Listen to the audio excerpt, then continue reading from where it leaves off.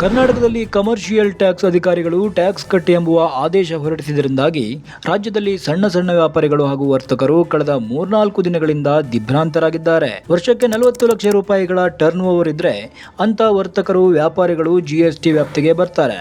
ಅಂತವರು ಟ್ಯಾಕ್ಸ್ ಕಟ್ಟಬೇಕಾಗತ್ತೆ ಅಂತ ಈ ಅಧಿಕಾರಿಗಳ ಆದೇಶ ಸೂಚನೆಯನ್ನ ನೀಡಿದೆ.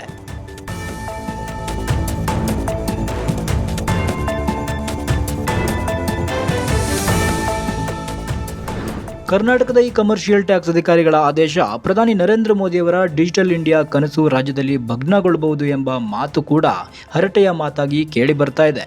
ಕಮರ್ಷಿಯಲ್ ಟ್ಯಾಕ್ಸ್ ಅಧಿಕಾರಿಗಳ ಟ್ಯಾಕ್ಸ್ ಟಾರ್ಚರ್ ಆದೇಶಕ್ಕೆ ವ್ಯಾಪಾರಿಗಳು 4 ದಿನಗಳಲ್ಲಿ ಹೈರಾಣಾಗಿದ್ದಾರೆ. ಕಳೆದ ಕೆಲವು ವರ್ಷಗಳಿಂದ ಭಾರತದಲ್ಲಿ ಸಣ್ಣ ಪುಟ್ಟ ಖರೀದಿ ಕೂಡ ಆನ್ಲೈನ್ ಪೇಮೆಂಟ್ ಮುಖಾಂತರವೇ ನಡೀತಾ ಇದೆ. ಅಂದ್ರೆ ಫೋನ್ ಪೇ, ಗೂಗಲ್ ಪೇ ಇತ್ಯಾದಿ ಡಿಜಿಟಲ್ ಸ್ಕ್ಯಾನರ್ಗಳ ಪೇಮೆಂಟ್ ಮುಖಾಂತರ ವಹಿವಾಟನ್ನ ನಡೆಸ್ತಾ ಇದ್ದೇವೆ. ಆದರೆ ಈಗ ಕರ್ನಾಟಕದಲ್ಲಿ ತೆರಿಗೆ ಅಧಿಕಾರಿಗಳ ಈ ಹೊಸ ಆದೇಶ ವ್ಯಾಪಾರಿಗಳನ್ನ ಹೈರಾಣ ಮಾಡಿದೆ.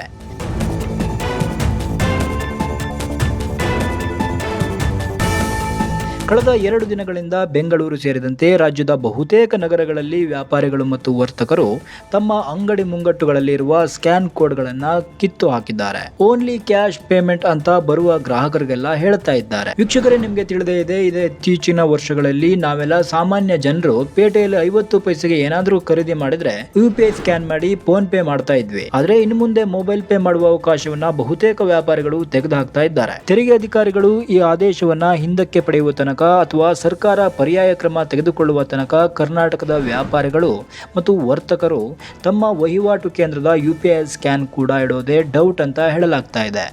ತೆರಿಗೆ ಅಧಿಕಾರಿಗಳ ಈ ಆದೇಶದ ವಿಚಾರ ನಿಧಾನವಾಗಿ ರಾಜ್ಯದ ಪ್ರತಿಯೊಂದು ನಗರದಲ್ಲಿ ವ್ಯಾಪಾರಿಗಳು ಮತ್ತು ವರ್ತಕರಲ್ಲಿ ಭಯವನ್ನ ಉಂಟು ಮಾಡಿದೆ. ಹಾಗಾಗಿ ವೀಕ್ಷಕರೇ, ಮತ್ತೆ ಹಳೆ ಕಾಲದ ಹಾಗೆ ನಾವೆಲ್ಲ ಇನ್ಮುಂದೆ ಜೇಬ್ನಲ್ಲಿ ಸಾಕಷ್ಟು ಹಾರ್ಡ್ ಕ್ಯಾಶ್ ಇಟ್ಕೊಂಡೇ ಮನೆಯಿಂದ ಹೊರಗೆ ಹೋಗಬೇಕಾಗುತ್ತೆ. ಕೈಯಲ್ಲಿ ಗರಿ ನೋಟಿದ್ರೆ ಮಾತ್ರ ಇನ್ನು ಮುಂದೆ ನಮ್ಮ ಹೊರಗಿನ ವ್ಯವಹಾರಕ್ಕೆ ಅವಕಾಶವಾಗುತ್ತೆ. ಆದರೆ ಸಡನ್ ಆಗಿ ಜನರು ನಗದು ವಹಿವಾಟಿಗೆ ಪರಿವರ್ತರಾಗೋದು ಮಾತ್ರ ಅಷ್ಟು ಸುಲಭವಿಲ್ಲ. ಕಮರ್ಷಿಯಲ್ ಟ್ಯಾಕ್ಸ್ ಇಲಾಖೆ ತನ್ನ ತೆರಿಗೆ ನೀತಿಯ ಬಗ್ಗೆ ಯಾವ ರೀತಿ ಬದಲಾವಣೆ ಕ್ರಮ ಕೈಗೊಳ್ಳುತ್ತೆ ಎಂಬುದರ ಮೇಲೆ ರಾಜ್ಯದಲ್ಲಿ ಆನ್ಲೈನ್ ಪೇಮೆಂಟ್ ಭವಿಷ್ಯ ನಿರ್ಧಾರವಾಗಲಿದೆ ಅಂತ ಹೇಳಬೇಕಾಗುತ್ತೆ.